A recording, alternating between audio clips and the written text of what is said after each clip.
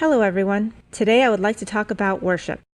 I was thinking about it, and even if someone were to prove a God's existence, I can't think of any circumstance where I would willingly worship it. Can you hear them?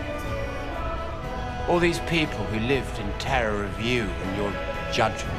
All these people whose ancestors devoted themselves, sacrificed themselves to you.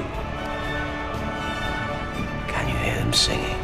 While I was raised Catholic, most of my life as a believer was spent as a deist, or just a vague form of Christianity, with a God that I created out of my own morality. That being that I had created to believe in didn't require worship. While I went to church, it was to learn lessons about life and to feel connected with other people. It never had the intent of groveling to another being. I feel like if I had thought about what I was doing as worship, I would have stopped much sooner. I was always taught that God was like a father figure, and that he has unconditional love for us. A person who loves you doesn't demand or expect worship, and a child should never ever be told that they have to revere a parent. I don't want to equate worship with respect either, because those are two different things. Respect is earned, and it can be equal. Two people who love each other should also respect each other as equals. To worship someone, you would be putting them above you, as greater than you.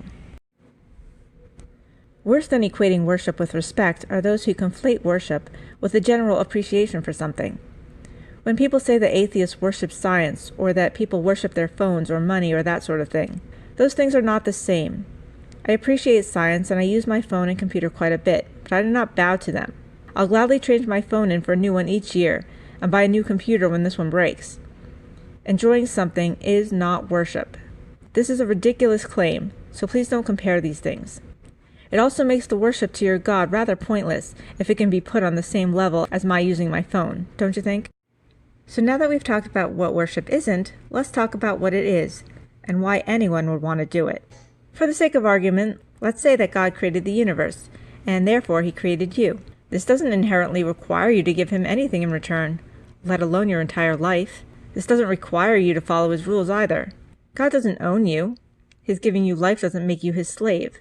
When Adam and Eve were given life, it was then their life to do with as they pleased. He had no right to order them not to eat of the tree, especially if they were adults with free will. It is not kind nor loving for a God to demand love from you, and he does demand it. You shall have no gods before me.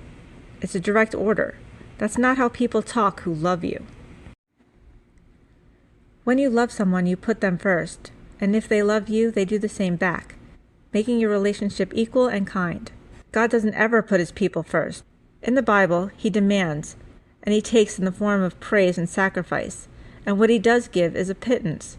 He might bless someone to have a child or help someone win a war, but how often do these things come at a terrible price, like with Job or Jephthah? God throws humanity pitiful scraps of his power and then expects extreme levels of devotion for it.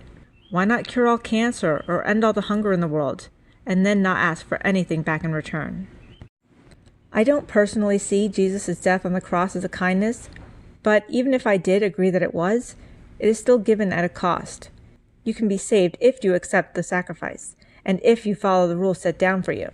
That is the definition of conditional love, and it is by no means a proper parent-child relationship. Furthermore, I will always agree with the saying that any being worthy of worship wouldn't ask for it, and any being willing to accept worship isn't worthy of it. This ultimate moral authority God should, when he sees someone who is poor giving their money to the church, correct this, letting them know it's okay not to give. When he sees someone bowing their head, he should raise them up, making it clear that their life is a gift and such actions are not necessary. If this was the God portrayed by Christianity, it still wouldn't have any proof of existence, but at least I could believe Christians who profess that the God they believe in is good. Oh, you like to think you're a god? You're not a god. You're just a parasite eaten out with jealousy and envy and longing for the lives of others. You feed on them, on the memory of love and loss and birth and death and joy and sorrow. Worship is just one of those concepts that I personally find rather repugnant. There is an inherent subjugation to it. You are telling yourself that you're not as worthwhile as this other being, and that's just not true.